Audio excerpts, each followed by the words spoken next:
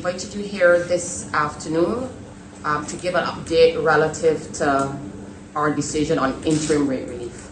That is based on the application that was submitted on October 4th, 2001 by Barbados Light and Power Company Limited. They submitted the substandard application, but within that, there was a request for interim rate relief.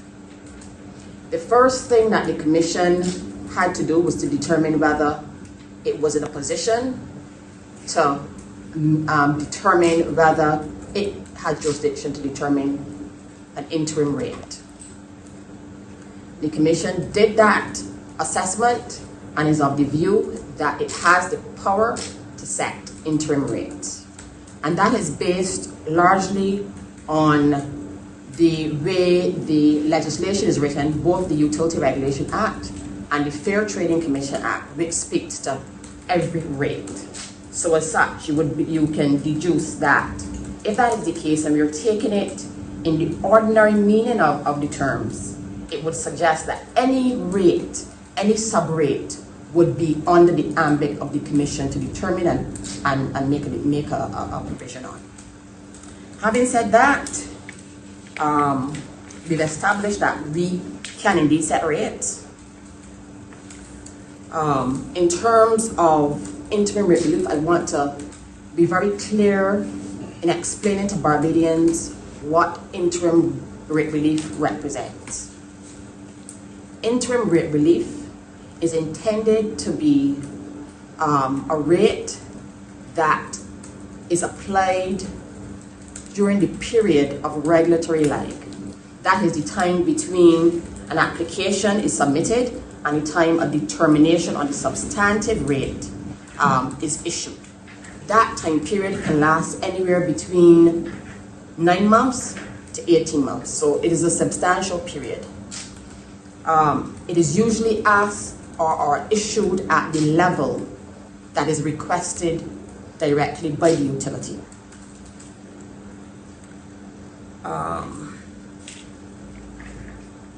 It's important for us to note, though, that interim rate relief and the final determination on the substantive rate matter are separate and distinct. They are completely separate and distinct. The grounds on which we look and assess and determine interim rate relief are very different to what would obtain when we look at the substantive case. With interim relief, we do not have the plethora of information before us. What we have is only a small segment of that.